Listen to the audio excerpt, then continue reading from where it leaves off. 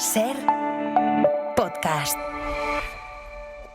Si sois jóvenes ya sabréis de qué os hablo, y si no sois pero menos, seguramente hayáis oído a vuestros hijos, nietos o sobrinos hablar de un fenómeno que se llama la Casa de los Gemelos.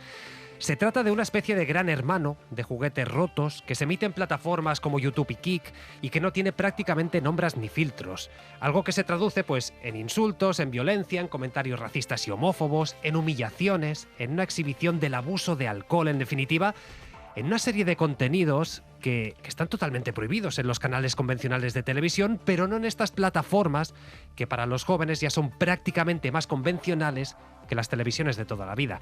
Para que se hagan una idea, este verano en Francia, un streamer murió en directo en una de estas plataformas tras 10 días de directos en los que se sometió a vejaciones, a humillaciones, a agresiones, todo esto a cambio de dinero. Un tipo de espectáculo, por cierto, que aquí en España también hemos visto y que obviamente, como decía, en una televisión convencional no tendría cabida, no sería legal. Es por eso que una vez más la sensación es que no sabemos cómo ordenar, cómo regular este mar abierto o esta jungla salvaje, ni en estas cuestiones ni en otras, como la inteligencia artificial, de la que solo estamos viendo la punta del iceberg de la que se nos viene encima. Y lo que es peor, que se lo digan a Europa. Cuando alguien intenta poner un poquito de coto a este salvaje oeste, aparece el primo de Zumosol, llámale Trump, llámale como quieras, para proteger los intereses de unos multimillonarios que además cada día lo son un poco más. Porque sí, esa certeza sí que la tenemos. Hay unos pocos ganando mucho, muchísimo dinero con todo esto y la pregunta es, ¿a costa de qué? ¿Qué perdemos a cambio como sociedad? Y lo cierto es que de tanta agua que lleva el tsunami no vemos las respuestas y quizás ni siquiera vemos las preguntas. No se preocupen que hablaremos de esto, pero también vamos a hablar de la actualidad política con Lola García. ¿Cómo estás? ¿Qué tal? Buenas noches. Esther Palomera, feliz Navidad. Feliz Navidad, ¿cómo estáis? ¿Qué tal? Y Mariano Alonso, hola de nuevo. ¿Qué tal, Pablo? Buenas noches a todos. Que solo felicito las fiestas a Esther porque no la había visto todavía. Claro, lo sé. A Lola y Mariano sí. Me consta que el viernes nos felicitamos la Navidad, sí. Ahí está. Venga, va, enseguida vamos con el balance de Feijóo y con los planes del gobierno de Pedro Sánchez. Buenas noches. En el sorteo de mi día de la 11 de hoy, la fecha ganadora ha sido 30 de junio de 1965. Y el número de la suerte, el 3. Recuerda que mañana, como cada martes, tienes un bote millonario con el sorteo del Eurojackpot de la 11. 11. Ahora y siempre, bien jugado. ¿Con esto ya tenías experiencia o esto ha sido una novedad? Es una novedad que yo... Parar a escucharnos. Permitidme que empecemos con esa última hora que conocíamos poco antes de... Ponernos al día. Compartir buenos momentos. En Hoy por Hoy, con José Luis Sastre, lo que pides es lo que te llega. Esta Navidad... Con Elisa de la Nuez, hola Elisa. Con Ignacio Escolar, bienvenido Ignacio. Sigamos encontrándonos. Cadena Ser. Feliz Navidad. Buenas noches. En el sorteo del cupón diario celebrado hoy, el número premiado ha sido 75.095, serie 33. Mañana, como cada martes, tienes un bote millonario en el sorteo del Eurojackpot de la 11. Recuerda que este 1 de enero se celebra el sorteo del cupón extra de Navidad de la 11, con 90 premios de 400.000 euros. Cómpralo ya. 11. Ahora y siempre, bien jugado. Hora 25. Pablo Tallón. 10:04, 9:04 en Canarias. Alberto Núñez Feijóo descarta el cordón sanitario a Vox. En su comparecencia para hacer balance del año político, el líder del PP insiste en que su única línea roja se llama Bildu. Él reitera que si dan los números quiere gobernar en solitario, pero, siempre hay un pero, no descarta del todo coaliciones con la extrema derecha en las comunidades, por ejemplo, en Extremadura. Julia Molina, buenas noches. ¿Qué tal, Pablo? Buenas noches. Un Feijóo que en este balance, hay que decir, ha vuelto a dibujar un panorama apocalíptico de España. Él habla de el peor año del peor gobierno de la democracia, habla de un colapso del sanchismo. Sí, el líder de los populares ha resumido 2025 como un año horribilis para el gobierno. 2025 ha sido un mal año para España. 2025 ha sido un año pésimo para este gobierno. 2025 ha sido el peor año del peor gobierno en la historia democrática de nuestro país. En su balance ha hecho un repaso por los fracasos que a su juicio ha sufrido el Ejecutivo y ha planteado 2026 como el inicio de un cambio de ciclo que lo llevará hasta la Moncloa. Feijóo ha presumido de los resultados electorales en Extremadura y asume que dependerán de Vox. Es el tercer partido en Extremadura, ha consolidado su posición, tiene buenas encuestas en España, veremos qué posición queda en las elecciones generales, pero desde luego nuestro cordón sanitario es Bildu, no será Vox ni los votantes de Vox. El líder del PP asegura que su aspiración a nivel nacional es gobernar en solitario, pero deja la puerta abierta a contar con el apoyo de la ultraderecha si es necesario. Ha reconocido que todavía no ha hablado con Abascal sobre Extremadura, pero le ha pedido responsabilidad para no caer en la repetición electoral. Hoy hemos sabido que Feijóo va a poder declarar a distancia ante la jueza de la Dana, que además le ha dicho: hombre, si me quieres dar todos los mensajes, toda la conversación que mantuviste con Carlos Mazón, con el entonces presidente, y no solo los mensajes que él te mandaba, pues mejor, porque por contexto voy a poder entender mejor qué ocurría. Antes de conocerse estas novedades judiciales, el líder del PP argumentaba así el hecho de haber mandado, pues eso, solo una parte de esa conversación, solo los mensajes de Mazón. Le he dado a la juez lo que me ha pedido en su totalidad. Por tanto, es curioso que se me pida que dé una cosa que no me han solicitado. Por supuesto que si la jueza me lo solicita, pues no tendré ningún problema en dárselo. Pues en principio suponemos que también se lo va a dar. Y otro titular más: Feijóo cierra filas con el alcalde de Badalona, con Xavier García Albiol, y apoya sin fisuras su decisión de desalojar a decenas y decenas de personas en plena ola de frío y sin darles ninguna alternativa. Si hay personas que de forma ilegal ocupan edificios públicos o privados, tienen que saber que en España se respeta la ley. Por tanto, lo que ha hecho el alcalde de Badalona es exigir que se cumpla la ley en su municipio. Claro, aquí se olvida de que lo que dijo la jueza es: hay que dar una alternativa después de desalojar. Pero en fin, ya veremos cómo acaba esto a nivel judicial. Antes incluso de que Feijóo cerrara filas con Albiol, se pronunciaba sobre Badalona la portavoz del gobierno, Elma Saiz, en el Hoy por Hoy. Un ejercicio de inhumanidad, de racismo y de xenofobia en pleno mes de diciembre, dejando dormir en la calle a todas estas personas, familias, niños. Y eso ante el silencio atronador del señor Feijóo, el moderado, que es incapaz de decir nada con este tipo de actitudes del alcalde de Badalona, que por cierto no es la primera vez que tiene actitudes de este tipo. Quiero recordar que su campaña era limpiando Badalona. Entiendo Sí. que de inmigrantes. Lola, ¿cómo has visto a Feijóo? Bueno, pues con el tono habitual, ¿no? Es el resumen del año, pues es el resumen del tono habitual del Es su líder de la playlist, ¿no? Como la de oposición. Spotify. Esto Sí, que... vamos, no esperaba otro tono ni otro discurso. A mí lo que más me ha parecido más relevante de su intervención es que de alguna forma, sin ser nuevo, pero de alguna forma ha investido a Vox como socio preferente, ¿no? Como aliado preferente. Es decir, ya después de todos los bandazos que ha ido pegando el PP durante los últimos años con respecto a Vox, desde aquel Pablo Casado que hizo aquel discurso en el Congreso, muy en contra de Abascal, y después bueno, pues llegaba Feijóo, un poco que se suponía que era la persona que lograba frenar a la ultraderecha con un lenguaje y una actitud pues más moderada y conciliadora, pues yo creo que hoy ha dejado claro que el aliado preferente del Partido Popular es Vox en caso de que lo necesite. No solo porque ha dicho lo de que descartaba el cordón sanitario a Vox, sino también porque ya lo hizo el otro día, ha hecho una lectura de las elecciones extremeñas en las que suma los votos del Partido Popular y de Vox. Como bloque. Es decir, los coloca en el mismo bloque, en el mismo bando, ¿no? Diciendo que, bueno, pues que hay más de un 60% de los extremeños que han votado opciones de derecha o de centro derecha o desde el centro a la derecha extrema, como se quiera decir.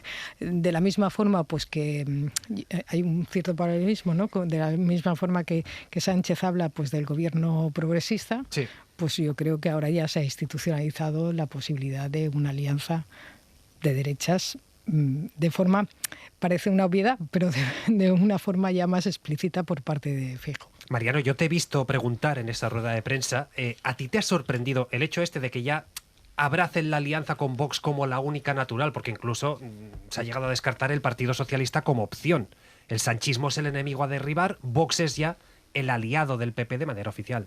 Bueno, yo creo que como todos los que estamos en esta mesa sabemos, una rueda de prensa no deja de ser un cierto juego en el que tú tratas de descolocar al político y el político trata de que no se le descoloque. Y en ese sentido a mí me ha dado la impresión de que Feijóo llevaba no solo muy bien ensayada su respuesta sobre Vox y sobre los pactos, sino que incluso, si os fijáis, se ha adelantado casi a la misma en su intervención inicial antes de las preguntas. Claro, era una rueda de prensa, la de esta mañana, de balance del año, de un año en el que, entre otras muchísimas cosas, ha habido un congreso del Partido Popular en julio y de ese congreso se salió con una declaración de Feijóo, que luego ratificó su número 2, Miguel Tellado, y que fue muy comentada entonces, lo recordaréis, en verano, excluyendo a Vox de una eventual coalición de gobierno a nivel nacional, en el gobierno central. Y Feijóo se ha querido agarrar a eso, a excluirle de una coalición en el gobierno central, pero de nada más, como estaba comentando Lola. Por supuesto, no de acuerdos de investidura o de legislatura, también a nivel nacional, y no de acuerdos de cualquier tipo, de cualquier índole, también de coalición en las autonomías. No podía ser de otra manera, además, porque María Guardiola la semana pasada ya abrió la puerta a un gobierno con Vox, y eso que se supone que es la baronesa del PP más lejana a Vox y con peores relaciones con Santiago Abascal. Por lo tanto, creo que él, digamos que se ha anticipado un poco a evitar titubear en esa cuestión, aunque evidentemente, y Lola lo ha dicho, ha dejado claro, ha santificado, si me permitís la expresión, a Vox como socio preferente a la hora de afrontar cualquier escenario postelectoral, como en Extremadura. Y por último, yo creo que él viene a decir que mientras el PP tenga, como en Extremadura, más votos que toda la izquierda, o incluso más votos, en este caso, que PSOE y Vox, es decir, cuando tenga una mayoría que no sea absoluta, pero que sea muy relevante, Vox tendrá que avenirse a facilitar un gobierno del PP, obviamente se entiende que con una abstención, y que en caso contrario pues se abriría otras fórmulas. Me parece que eso es más o menos lo que se puede traducir de lo que ha dicho hoy el líder del PP. Esther, ¿qué es lo que más te ha llamado a ti la atención? A mí, sinceramente, de todo lo que habéis dicho, no me ha llamado la atención que Feijóo haya abierto la puerta a las alianzas con Vox. Quiero decir, no es una novedad, ¿a quién ¿verdad? puede sorprender que el Partido Popular haya solemnizado que en ningún caso va a hacer un cordón sanitario a la ultraderecha española? ¿De qué estamos hablando? Es que ese supuesto cordón sanitario cayó en mayo del 2023. Es que el Partido Popular ha gobernado con Vox en Valencia, en Baleares, en Extremadura, en Castilla y León. En Castilla y León ya se lo encontró hecho, ¿verdad? ¿Te acuerdas? Bien, Feijóo bien. en el Bueno, 2022. bien, pero digo el Partido Popular. Sí, No estoy especificando si el Partido Popular de Feijóo, el de Casado o el que venga después. Que es decir, la colaboración con Vox desde el año 2023 ha sido absoluta. Fue Vox quien se fue de los gobiernos autonómicos por propio interés electoral, porque llegó a la conclusión de que le era más rentable y tenía menos coste para él hacer de oposición al Partido Popular que estar dentro de sus propios gobiernos. Por lo tanto, lo que menos me ha sorprendido de la intervención de hoy de Alberto Núñez Feijóo ha sido esto. O sea, creo que es una línea continua.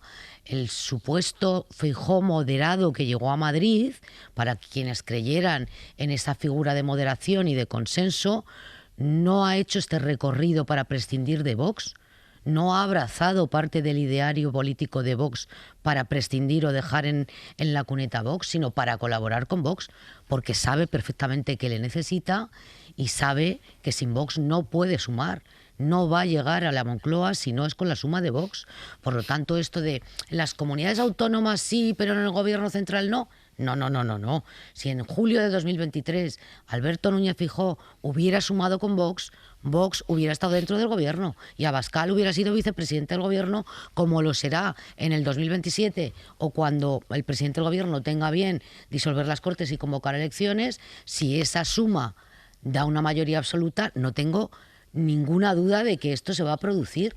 Es un camino sostenido en el tiempo que ha ido haciendo el Partido Popular desde que el líder es Alberto Núñez Feijóo y que tiene como punto y final ese broche. O sea, no entiendo un Partido Popular que exija a Vox quedarse fuera del gobierno y menos con la crecida que está teniendo de momento las comunidades autónomas, pero también las encuestas a nivel nacional le dan por encima del 18, 19, incluso algunas encuestas por encima del 20%.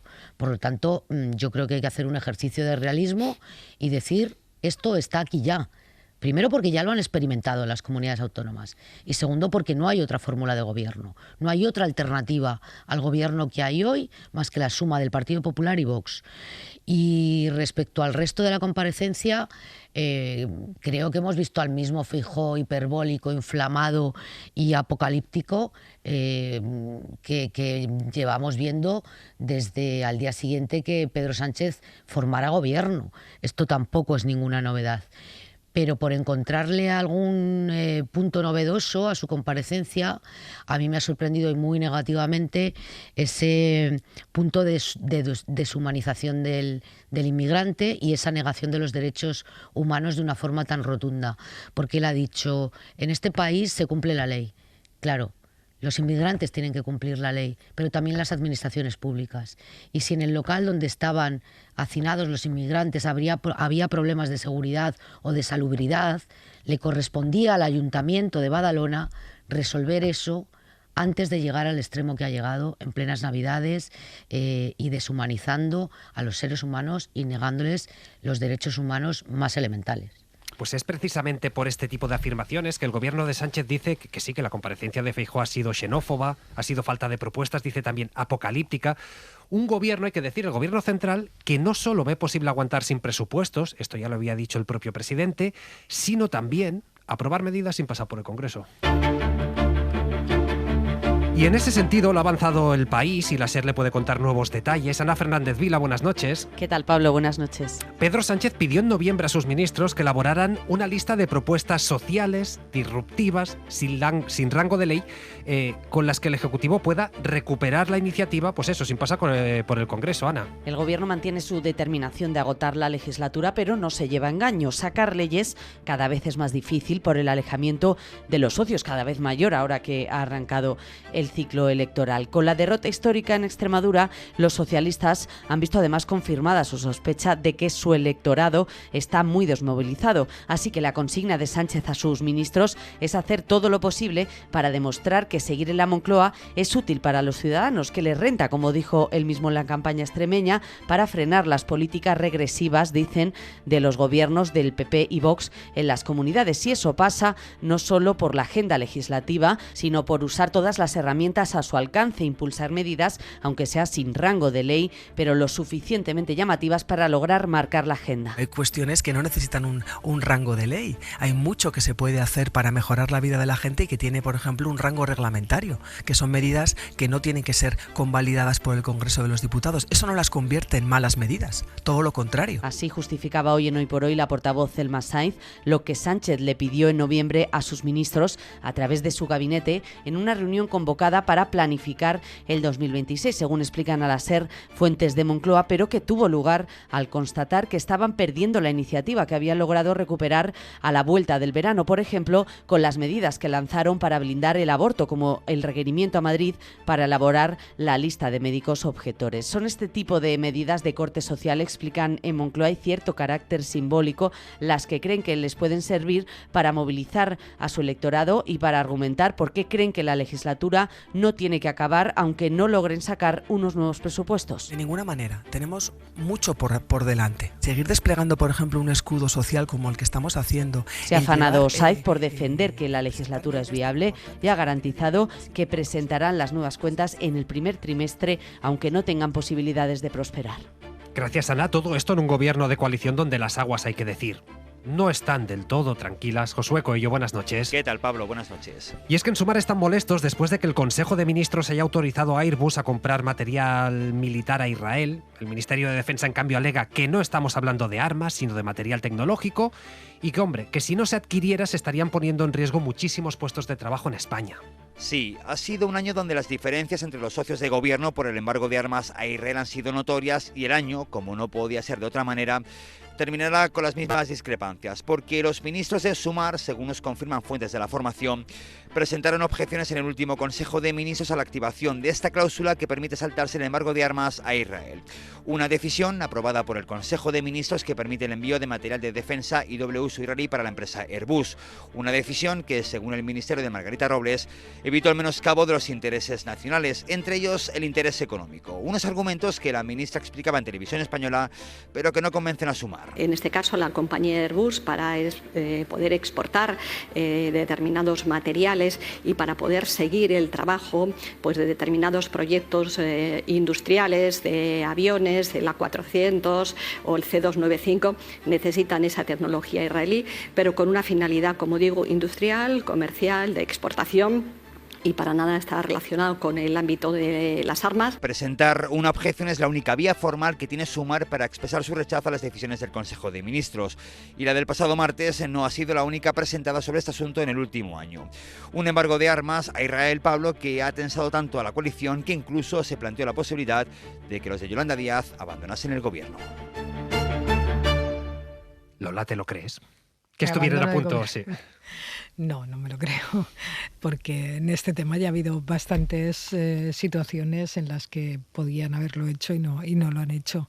Me parece que además ya figura en una cláusula del propio embargo que en determinados casos, en determinadas circunstancias, no se aplica ese embargo. Por tanto, si no sales del gobierno cuando se aprueba esa cláusula, ¿por qué ahora, no? Tampoco tienes mucho que decir, ¿no?, cuando se aplica. Después está la otra cuestión, lo que comentábamos al principio. El Gobierno prevé aprobar distintas normativas a través del Consejo de Ministros sin pasar por el Congreso. ¿Esto puede hacer que cale en la ciudadanía la idea de si vale la pena mantener el Gobierno, que es lo que pretende? Bueno, ese es el gran reto de este Gobierno, porque decir simplemente que vas a aguantar hasta el 2027 sin decir para qué. Es cierto que el Gobierno cuenta con recursos económicos porque hay fondos europeos que están en marcha y que por tanto no hay una dependencia tan directa de las partidas presupuestarias. Pero no se trata solo de eso, se trata de que para gobernar tú necesitas una mayoría parlamentaria que te sustente.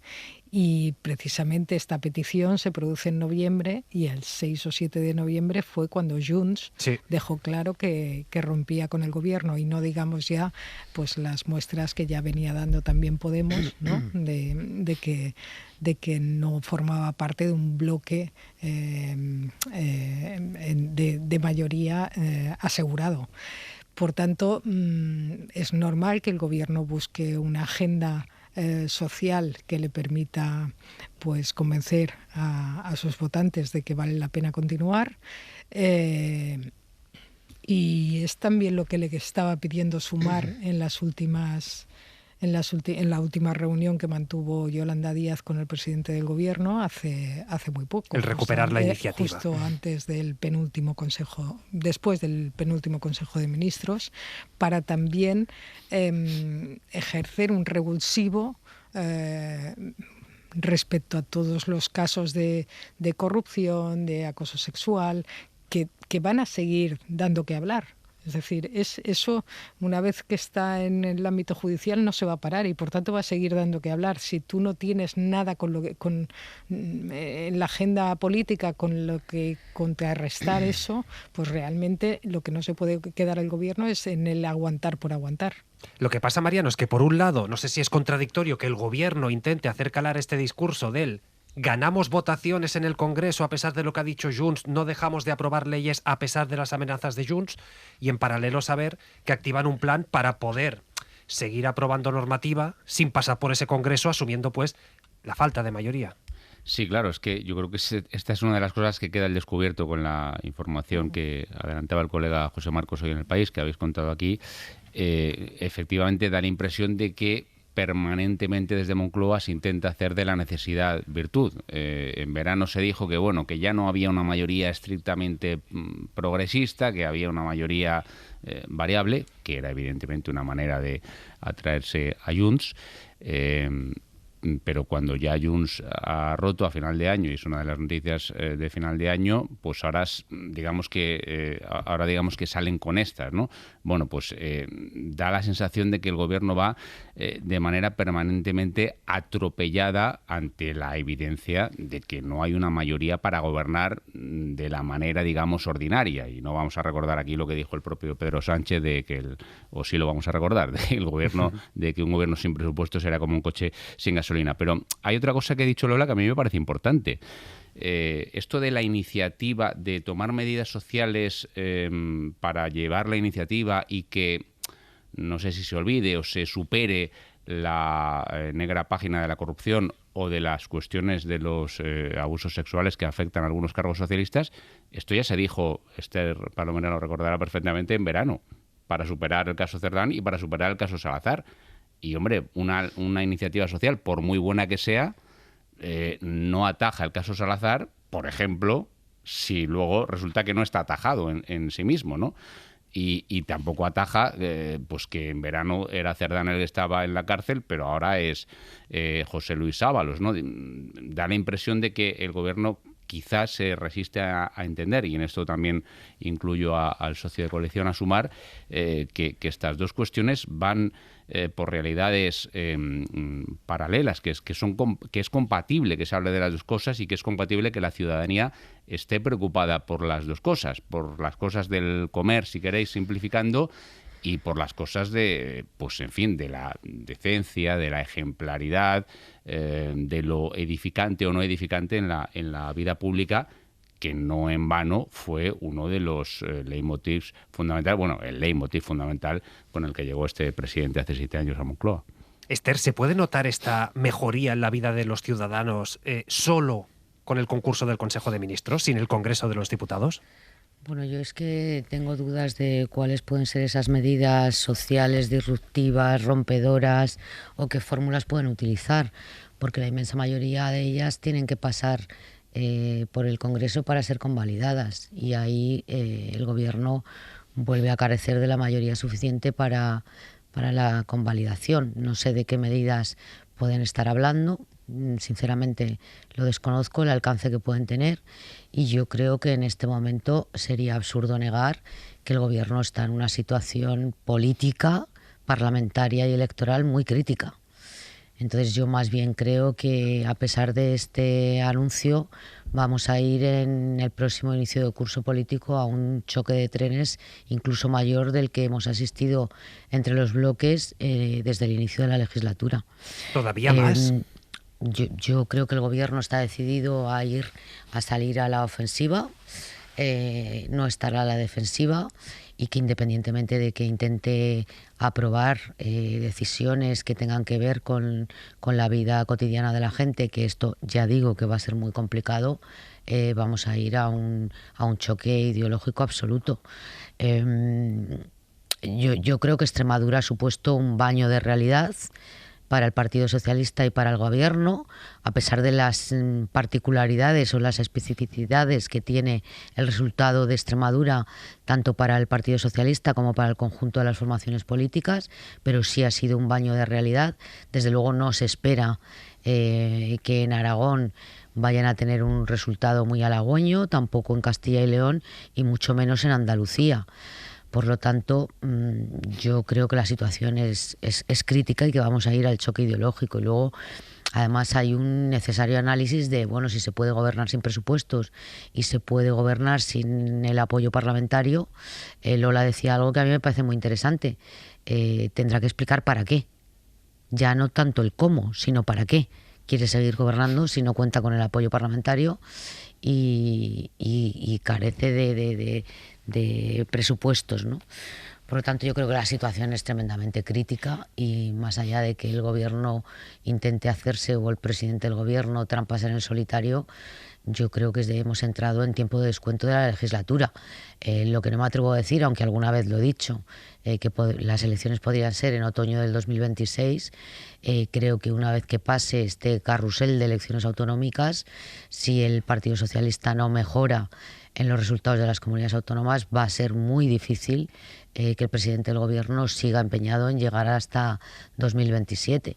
Vamos, pueden hacerse trampas en el solitario cuantas veces consideren necesario, pero es muy complicado convencer a la ciudadanía de eso. Entre otras cosas porque enfrente tiene una oposición muy virulenta que se encarga de recordar una y otra vez legítimamente cuál es la situación parlamentaria y que además todo lo eleva a la enésima potencia, todo es superlativo para la oposición, con lo cual el desgaste va a ir a más. No tanto ya por la corrupción, si no escala más el caso Koldo, Ábalos, Cerdán, sino que yo creo que el verdadero agujero electoral al Partido Socialista se le ha abierto con el asunto Salazar, la pésima gestión o la no gestión que hicieron de esas denuncias y el goteo que se ha ido sucediendo. Porque, en definitiva, esto sí que hace mella en el Partido Socialista y no en el Partido Popular.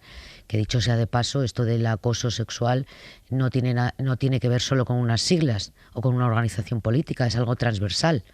El Partido Ni siquiera Popular, de la política. Ni siquiera, efectivamente. A la sociedad. Sí, pero en la política lo que son las direcciones de los partidos, a pesar de que haya presencia de mujeres, el poder real está muy masculinizado. Esto es así. Pero al Partido Popular esto le sale gratis. Quiero decir, por un Salazar han salido 4 Salazares en las filas del Partido Popular y, sin embargo, esto no ha tenido desgaste para el Partido Popular y sí lo ha tenido para el Partido Socialista. Yo creo que ahí es donde han encontrado verdaderamente el agujero que les ha llevado a una situación bastante crítica, entre otras cosas porque buena parte del electorado del Partido Socialista o del electorado que hizo posible la configuración de la mayoría que hay en este momento, o de la mayoría que ya no existe en el Parlamento, pero sí que había en el 2023, lo dio el voto de la mujer. Y se está yendo por la alcantarilla en este momento, ¿no? Con lo cual, para recuperar eso, tiene que tomar decisiones mucho más que disruptivas, yo creo.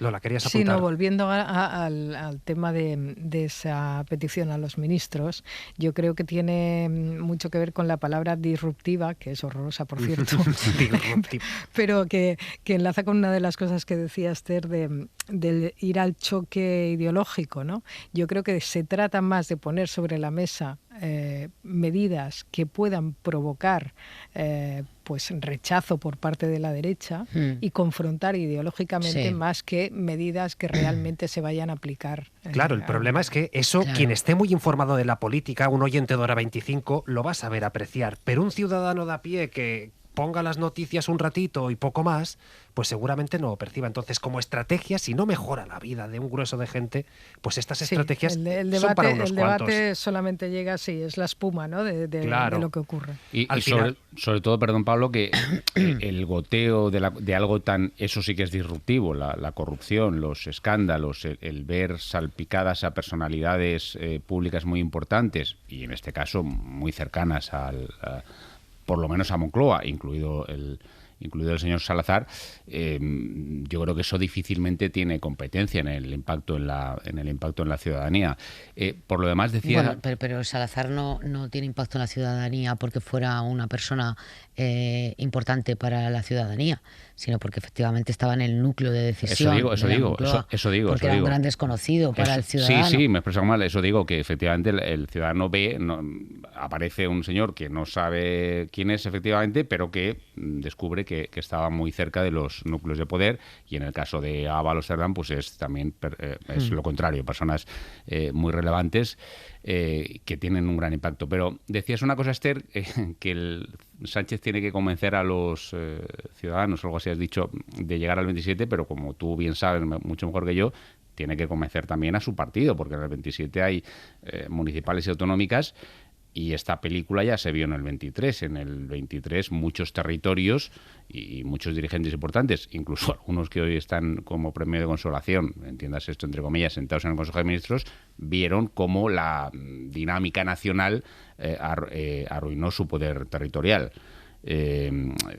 Aquella campaña marcada por las listas de Bildu, etcétera. Ya la diferencia es que ahora ya prácticamente no tienen poder territorial. Sí, eso también. Y tampoco veo al presidente menos, del gobierno perdiendo el tiempo en convencer a nadie. Sí, eso es verdad. Eso es verdad. Más bien creo que tomará la decisión el que considere oportuna, con su núcleo habitual de dirección, pero no creo que vaya territorio por territorio haciendo no lo creo. Una encuesta a ver qué les parece. Pero la presión del partido y de la previsible del previsible batacazo en 2027, unido al que tú has relatado antes que puede ocurrir en este primer semestre del 26, Aragón, Castilla y León, Andalucía, pues en fin, creo que es también un factor al menos de presión ambiental contra el secretario general del PSOE que algo puede pesar, ¿no? Es evidente que la izquierda no pasa por el mejor momento de su historia. También es cierto que la historia va cambiando. Lo venimos comentando ya desde las 9:30, desde el Coordenada con Claudi Pérez. A la vuelta de publicidad vamos a conversar con una figura de las izquierdas, en este caso Joan Tardá, ex líder de Esquerra, que él lleva tiempo diciendo: o se ponen de acuerdo los partidos o aquí van a sufrir. ¿En qué punto está ese debate? ¿Puede hacer algo dentro de Esquerra? A la vuelta hablamos con él. Hora 25. Pablo Tallón. Lo decíamos antes de la publicidad, que para hablar del delicado momento de las izquierdas, hoy nos va a acompañar alguien que es respetado dentro de este espacio, es el ex líder de Esquerra en el Congreso de los Diputados. Joan Tardá, ¿qué tal? Bona nit, buenas noches. Bona nit. No sé cuánto del ascenso de la extrema derecha se explica por los errores de las izquierdas, y lo pongo en plural. Siempre existe una causa, no la única, por supuesto, pero siempre existe una causa que tiene que ver con las dificultades de la izquierda para entender y hacer una lectura correcta de la coyuntura y del escenario. De manera que es cierto que en escenarios como los actuales, en los que predomina el miedo, la desafección, una multitud de incertidumbres ante el presente y el futuro, arrecia la improvisación y la dejadez o la inhibición por parte de las clases populares ante los retos que se avecinan, ¿no?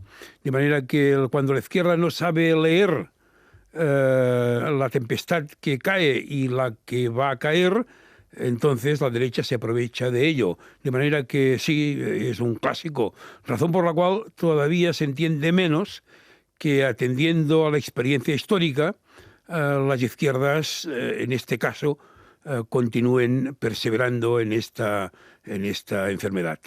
Usted es un firme defensor de la unidad de las izquierdas, de este frente amplio. No sé si vio una inocentada que ayer corrió de electomanía. Hablaba de una candidatura liderada por Rufián, donde estaba Sumar, Izquierda Unida, Bildus, Benegas, todo este espacio. Esto tenía unos comentarios de mucha gente que decía: ojalá, yo votaría. Tiene millones de visualizaciones este tuit.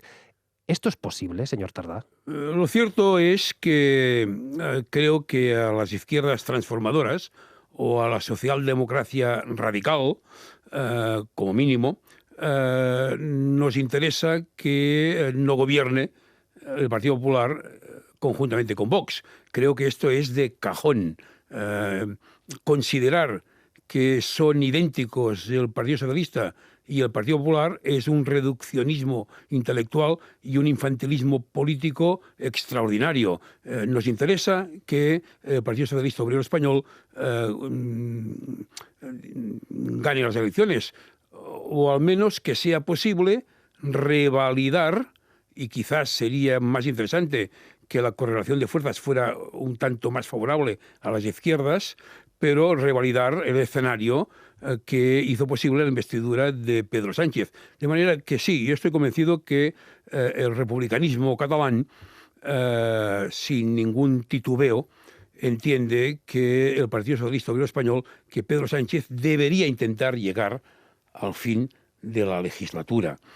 Si no conseguimos entendernos, si no conseguimos llegar al final de la legislatura, si abrimos la puerta a las fuerzas del mal, teniendo en cuenta que ya sé que siempre existe una primera vez, pero la historia reciente nos demuestra que cuando un partido español, uno de los grandes partidos españoles, llega al poder, llega a la Moncloa, como mínimo está 8 años.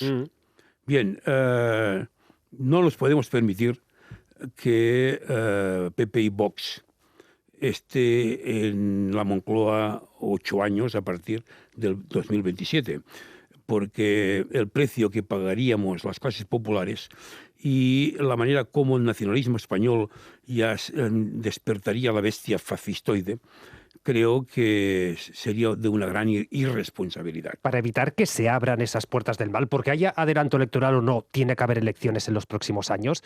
Usted decía, un frente amplio de izquierdas.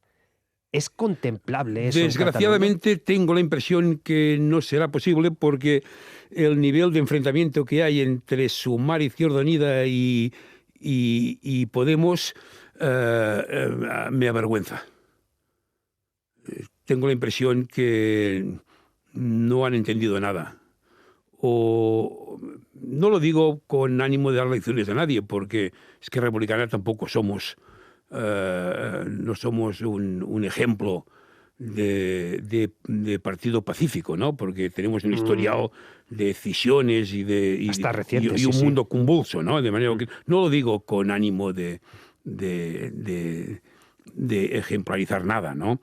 Pero tengo la impresión que ante el reto que tenemos delante, habría cuestiones que diferencian a estos partidos políticos que son un tanto nimias. Lo que sí creo que es muy conveniente, de hecho, dentro de Esquerra Republicana hay un sector al cual yo pertenezco, que se llama Ágora Republicana, que agrupa, entrecomillado, el sector más izquierdista del partido, que estamos convencidos que vale la pena hacer un frente popular, un frente soberanista e independentista de izquierdas en Cataluña para las elecciones del 2027, si es que son en el 2027, ¿no?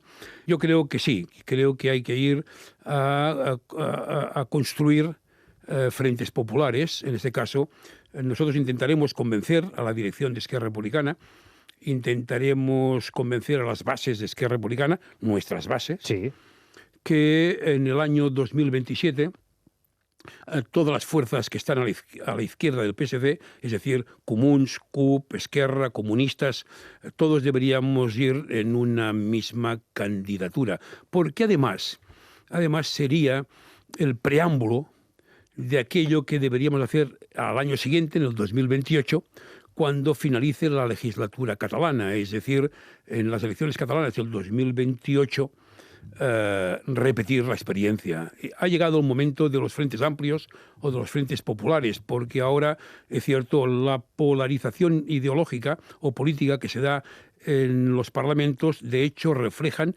la dualización de nuestra sociedad.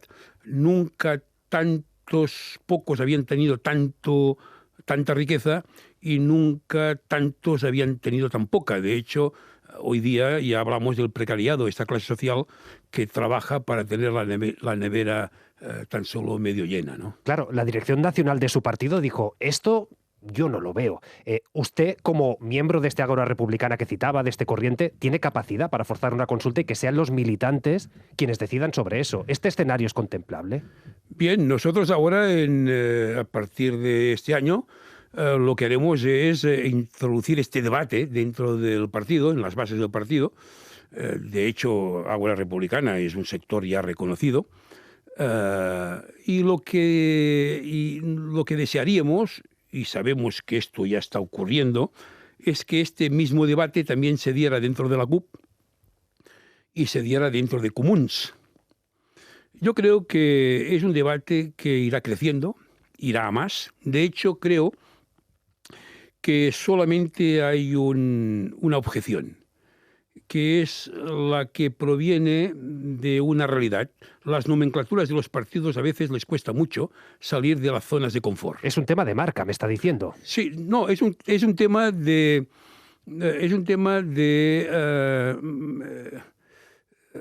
comodidad de las direcciones de los partidos. Porque sí es cierto que salir de las zonas de confort, repito, cuesta, ¿no? Y bueno, hay que dejar las cosas secundarias un tanto aparcadas, ¿no? No tiene ningún sentido que un ciudadano que vota la CUP en Cataluña, un ciudadano que vota Comuns en Cataluña, un ciudadano que vota Esquerra Republicana, un ciudadano que vota Comunistas, la organización escindida de Esquerra Unida y Alternativa,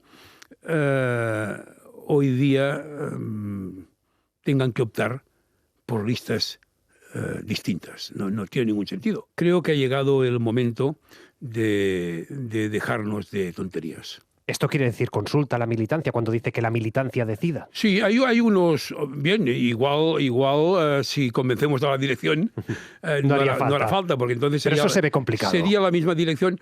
Bien, el problema que pueden tener las direcciones de Esquerra Republicana o de la CUP o de Comuns, el problema que pueden tener es que a medida que el debate vaya creciendo, les cueste más salir ante la ciudadanía y responder a la pregunta ¿por qué no? ¿Por qué no fue posible la unidad? ¿Por qué no es posible la unidad?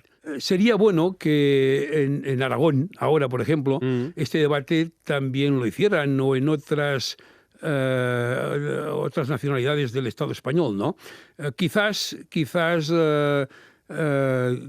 el tiempo les apremia tanto que no están en condiciones de hacerlo, ¿no? Ahora ya imposible. Imposible, ha acabado ¿no? Ya el plazo. Pero en el caso catalán, si trabajamos en la hipótesis que Sánchez va a aguantar, es decir, que es lo que todos deseamos y que todos deberíamos ayudar también para que fuese así, ¿no? Creo que hay tiempo para conseguir esta unidad. ¿Gabriel Rufián le compra esta hoja de ruta?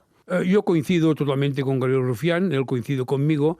De hecho, Rufián también está muy preocupado y creo que hay que agradecerle no solamente el rol que está desarrollando en el Congreso de los Diputados desde hace ya bastantes años, fiel a una idea muy, muy importante, que es reflejar una dialéctica respecto al Partido Socialista que tiene dos caras: confrontación y colaboración. Me dice que da tiempo, porque a priori van a ser en 2027, pero eso nunca se puede asegurar con rotundidad.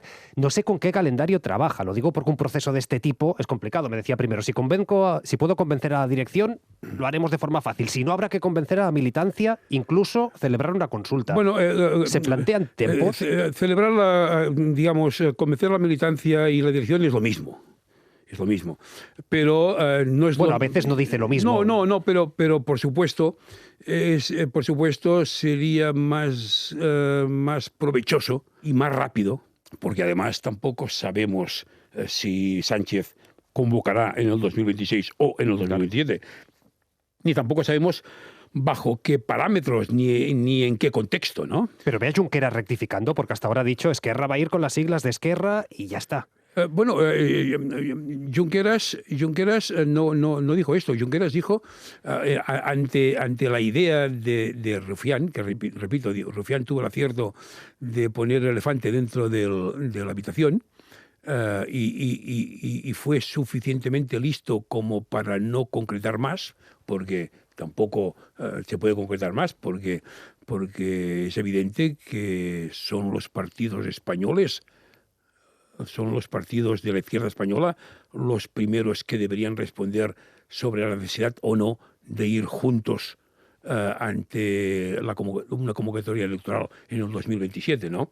Pero sí dijo Junqueras, sí dijo que esto ya lo llevábamos a cabo en las elecciones europeas, que teniendo en cuenta que en las elecciones españolas no existe una única circunscripción, no era rentable, También es cierto que la izquierda Berchale y el bloque nacionalista galego no mostraron interés, pero sobre todo yo creo que lo que realmente produce una cierta desazón es la desunión que hay entre Sumar, Podemos e Izquierda Unida en algunos territorios, ¿no? ¿Rufián cabeza de lista de este espacio? Hombre, se supone que Rufián tiene un liderazgo bastante incuestionable. De hecho, mire si lo tiene incuestionado, que quedé sorprendido que una buena parte del electorado de Junts, no solamente digo el electorado, no digo los militantes, esto fueron datos, no sé si del CIS o del CEO, que una buena parte del electorado de Junts no solamente veía aceptable la política llevada a cabo por el gobierno español, sino que reconocía los méritos de Rufián, que por cierto, los niveles de popularidad son incluso superiores a los de Oriol Junqueras, que creo yo que por otro lado se ha ganado el derecho y los méritos para ser el candidato en el año 2028. Pues veremos qué ocurre, porque efectivamente las aguas están movidas. Joan Tardá, ex líder de Esquerra en el Congreso de los Diputados, gracias por estar en Hora 25 esta noche. Gracias, buena nit. Buena nit. Os voy a pedir brevedad para comentarlo, pero creo que sí que ha dejado una reflexión interesante, un anuncio. Tardá va a forzar que Esquerra se tenga que pronunciar sobre esta confluencia. No lo va a tener fácil, pero está dispuesto incluso a llevar esta cuestión a una consulta a la militancia. Lo puede hacer en tanto que corriente interno. Voy a empezar contigo, Palomera. Os pido eso, brevedad, porque después seguramente seguiremos comentando. Pero antes de ir a la publicidad, una mínima reflexión. ¿Tiene opciones la vía Tardá? Bueno, yo creo que es la vía Rufián que ha salido Tardá a reforzarla. Creo que no es la vía... probablemente Lola conoce mucho mejor que nosotros la realidad catalana y lo que pasa en las tripas de Esquerra Republicana. Pero sí tengo la sensación de que la vía Rufián / Tardá no es la dominante en este momento en Esquerra, pero es cierto que le ha puesto el foco sobre el eterno debate, es decir, la desunión de la izquierda. Con esta situación es imposible que se vuelva a reeditar un gobierno progresista y, por lo tanto, hay una frase de inicio de la legislatura de Rufián que resume muy bien la situación y que dijo algo así, creo que era una frase de Borges, ¿no? La de no nos une el amor sino el espanto, ¿no? Y bueno, Rufián ha ido pedaleando desde el inicio de la legislatura para transitar por esta senda, de momento con poco éxito, pero es cierto que la clave para una posible reedición del gobierno progresista pasa inexorablemente por la unidad de la izquierda. Lola, efectivamente tú conoces bien a Esquerra. ¿Tiene alguna opción Tardá, también Rufián, de conseguir este objetivo, este paraguas de la izquierda? Yo creo que lo tiene muy difícil porque, de hecho, es verdad que Rufián y Tardá representan una corriente dentro de Esquerra Republicana que pone más el acento en la izquierda y no tanto en el tema nacional, independentista, pero es que no es que ahora no sea mayoritaria, es que yo creo que no lo ha sido nunca. Sí que es verdad que ha tenido más influencia en determinados momentos, y también es verdad que Junqueras es bastante receptivo a esa corriente, y ahora mismo a Esquerra le conviene también subrayar la faceta más de izquierda, porque el tema del independentismo ya no ha dado para más. No está en su mejor momento. No está en su mejor momento, por tanto, pero de ahí a poder forjar una alianza de las izquierdas, yo lo veo francamente complicado, entre otras cosas porque poco tienen que ver formaciones como la CUP, Esquerra, los Comunes, Comunes y Podemos sí que tienen que ver, pero tuvieron que ver. Pero donde hubo llama. Pero es verdad que es muy complicado, ¿no? Porque a ver, puedes intentar hacer pues algún programa de mínimos, un programa compartido, de mínimos y que cada uno se presente por su lado, pero se hagan, por ejemplo, algún acto en común, este tipo de cosas. Pero hacer una coalición como tal, yo lo veo imposible. Mariano, lo que es evidente es que la izquierda fragmentada se lo pone más fácil a una derecha que ahora solo tiene 2 partidos principales. Bueno, yo en esto me atrevo a poner un poco de reparo. Cuidado, que en política no siempre 2 más 2 suman 4. Pongo algún ejemplo. Unidas Podemos e Izquierda Unida concurrieron por separado en 2015 y el resultado fue espectacular. Se unieron tomando unos tercios, como lo llamamos aquí en Madrid, de cerveza, el señor Iglesias y el señor Garzón. Presagiaron que iban a dar el paso al PSOE y perdieron creo que 1 millón de votos en 6 meses. Cuidado, que en política no siempre, insisto, 2 más 2 suman 4. Ha dicho Tardá que las nomenclaturas de los partidos tienen sus zonas de confort y yo pienso que también los votantes a veces tienen, no sé si llamarlo zonas de confort o lo que sea. Pero insisto, 2 más 2 no suman 4 a veces.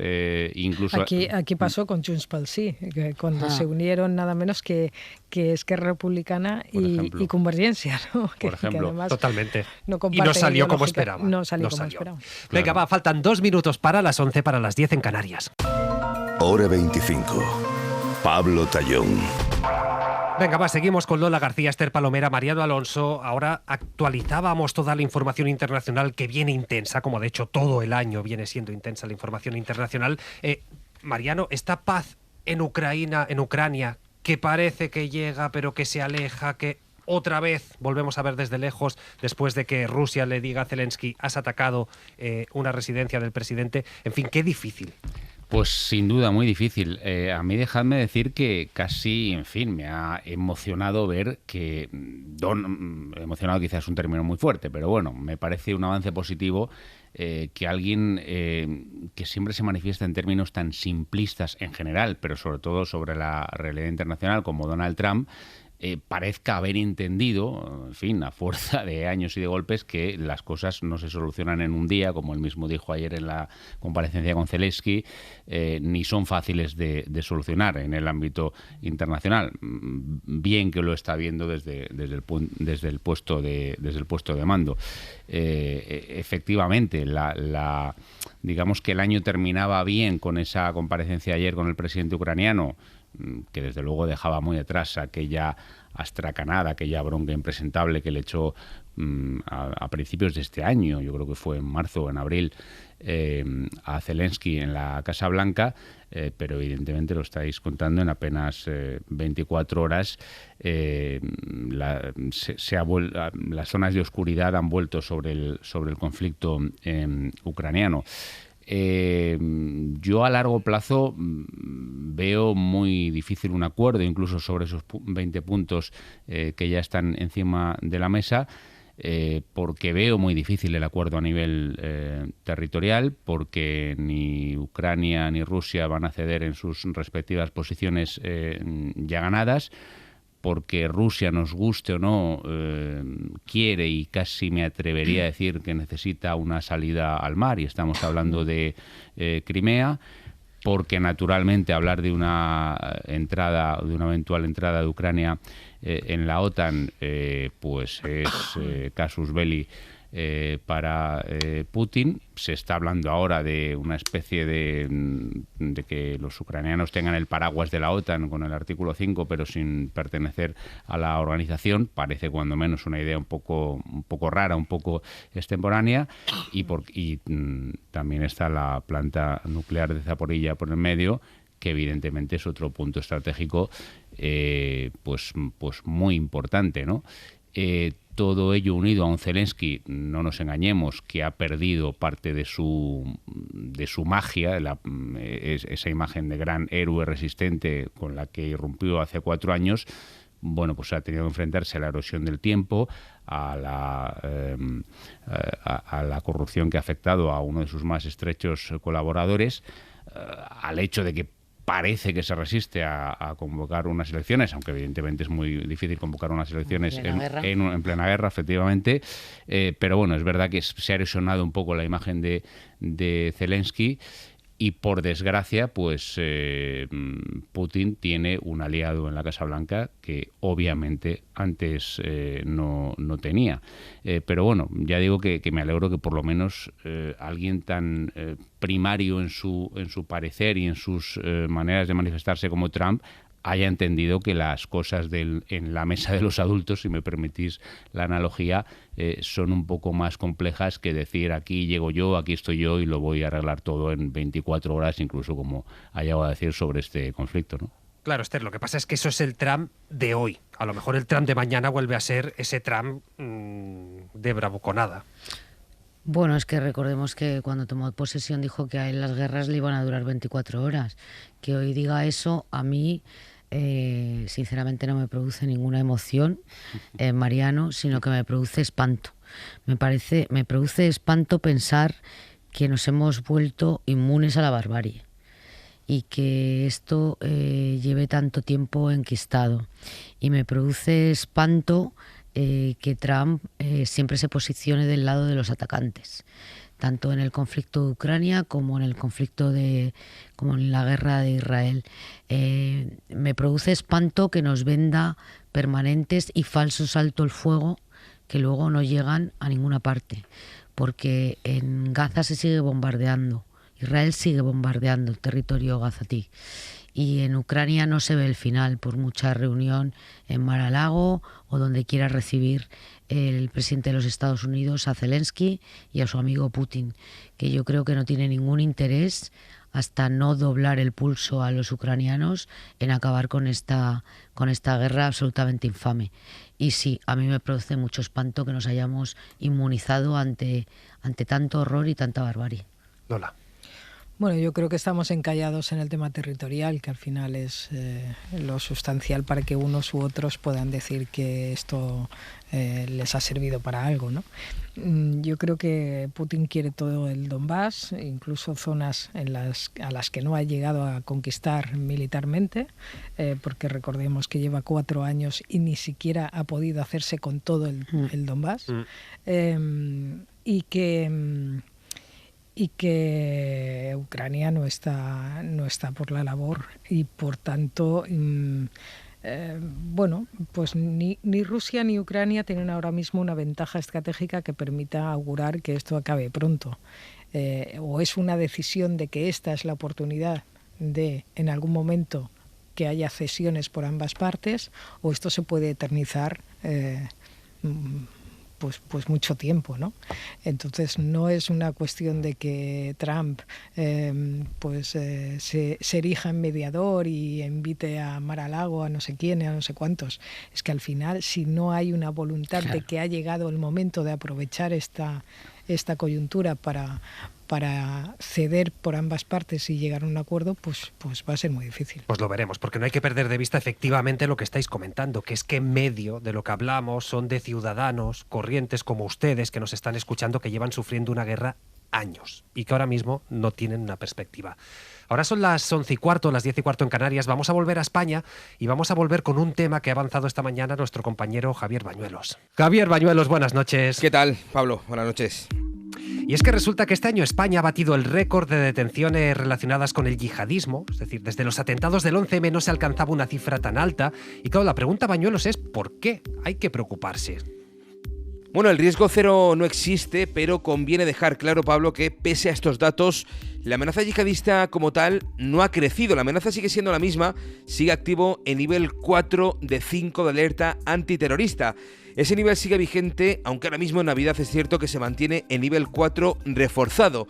El riesgo de atentado sigue siendo el mismo, por tanto, acciones aisladas con perfiles radicalizados que se autoadoctrinan como la mayoría de los arrestados por yihadismo este año. La explicación de ese repunte, Pablo, de detenciones es triple. Por un lado, la eficacia policial. Desde la crisis en Oriente Próximo, con los atentados de Hamás, se ha intensificado la monitorización de todas las amenazas para detener a los sospechosos ante el menor indicio de radicalización. Segundo, ha contribuido también el intenso flujo de información del CNI con agentes fuera y dentro de nuestro país. Y otro elemento fundamental, según destaca la SER, el director del Centro de Inteligencia contra el Terrorismo del Ministerio del Interior, el general Javier Marín, es la colaboración de Marruecos. La colaboración con Marruecos es altamente positiva, no solamente en terrorismo, también en crimen organizado, en inmigración y concretamente en el tema de terrorismo, ellos mismos son los primeros interesados en combatir el terrorismo. Bueno, de hecho la DGST marroquí ha aportado información fundamental de las 72 operaciones policiales en las que ha participado España. 8 de ellas han tenido a Marruecos como escenario.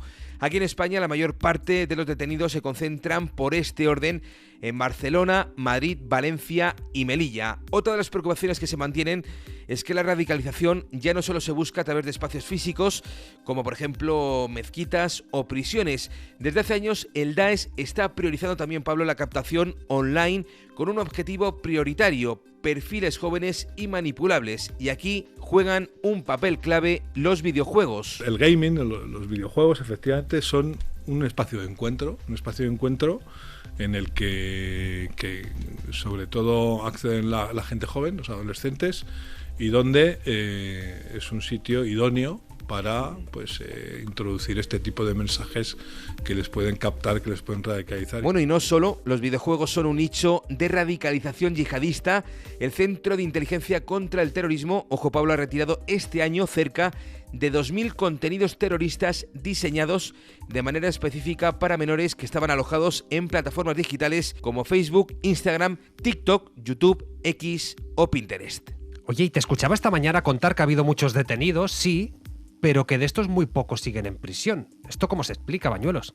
Pues la explicación está en el Código Penal y en el abanico tan amplio de delitos asociados al terrorismo yihadista. Es cierto que es un año récord, es un año con 112 presuntos yihadistas arrestados, aunque poco más de 40 siguen ahora mismo en prisión. ¿Por qué? Pues porque el delito de terrorismo es simplemente intentar adoctrinarse o autoadoctrinarse. Entonces, muchas detenciones por terrorismo, que son por esa conducta, realmente luego tienen penas muy bajas y muchos a lo mejor no terminan ni entrando en prisión, o una vez puestos a disposición judicial pues sí, quedan pendientes de juicio, pero no llegan a entrar en prisión o entran y están poco tiempo. Bueno, un ejemplo, con la reforma del Código Penal, un delito de adoctrinamiento terrorista supone ahora mismo una condena de 2 a 5 años de cárcel. Evidentemente, Pablo, hay delitos mayores. De hecho, ahora mismo hay 77 presos en las cárceles españolas cumpliendo condena por su implicación en el terrorismo yihadista.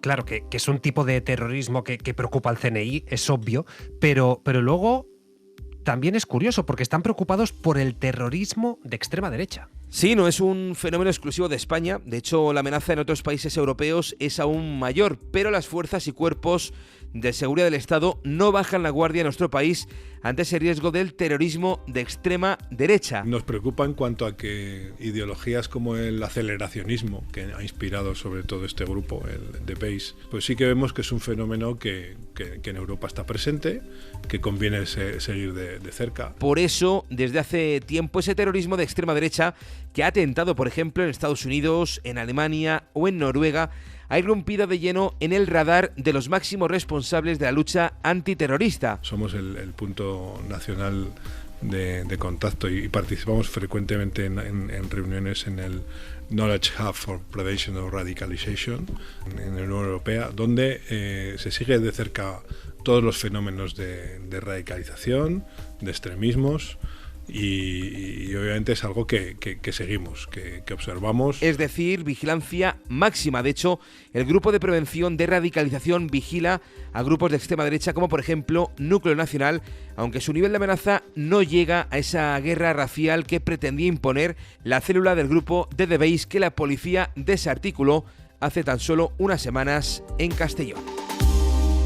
Gracias, Bañuelos. En nada hablamos sobre la Casa de los Gemelos. Hora 25. Con Pablo Tallón. Lo decíamos antes, esta Navidad es muy posible que hayan escuchado hablar de la Casa de los Gemelos y es posible que no hayan acabado de entender de qué se trata. ¿A ti qué te importa? ¿A ti qué te importa? ¿A ti qué te importa lo que yo beba? Bueno, estamos hablando de una especie de Gran Hermano, pero mucho más salvaje, que solo se emite por internet. Este es un programa que siguen miles de jóvenes y que ha puesto los pelos de punta al sector audiovisual de nuestro país. Javier Ruiz Martínez, buenas noches. Hola Pablo, ¿qué tal? Buenas noches. Antes de nada vamos a contar qué es esto de la Casa de los Gemelos, hasta dónde llega realmente su éxito, porque con las cifras hay mucha confusión, y por qué está siendo tan polémico. La Casa de los Gemelos es un calco de Gran Hermano promovido por dos youtubers veinteañeros que nació el año pasado y que, tras varias escenas de violencia realmente serias, cerró sin mucha más explicación. Bueno, lo explicaron ellos. Eso se ha descontrolado de madre de hace mucho tiempo. Pasa todo el rato peleas hasta que pasa algo grave.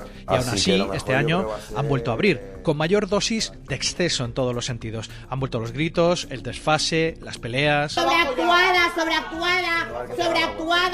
Necesitas gritar para llamar la atención. Lo define el antropólogo José Mansilla, de la Autónoma de Barcelona, como un sucesor de los polémicos circos de monstruos. Los monstruos, que son esas cosas deformes o esos seres que nos causan cierto pavor, no tanto porque sean muy diferentes a nosotros, porque si lo pensamos bien, siempre tienen un punto de humanidad, sino precisamente porque es como podemos acabar. Nos atrae porque cuando miramos este tipo de programas, en realidad estamos mirando un posible futuro nuestro, y en ese sentido nos dominan, porque nosotros haremos todo lo posible para no acabar como ellos, ¿no? Es una especie como de nos atrae y nos hace gracia porque nos dice cómo no ser.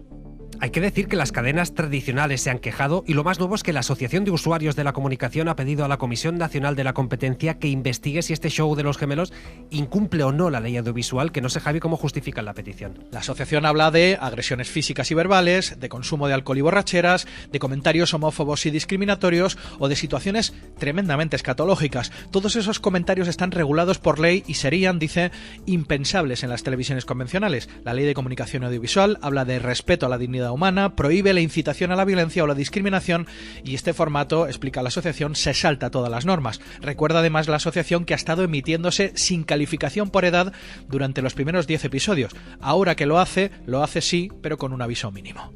Claro, me estoy acordando de que uno de estos canales, Kik, uno de los canales que emite esto, fue ya centro de polémica este verano, precisamente porque una vieja gloria de Internet, Simón Pérez, un señor que se hizo famoso con un vídeo sobre hipotecas a tipo fijo, empezó a aceptar todo tipo de retos a cambio de dinero. Es decir, consumía droga en directo, se autolesionaba, se dejaba humillar. Es la misma plataforma, ¿verdad, Javi?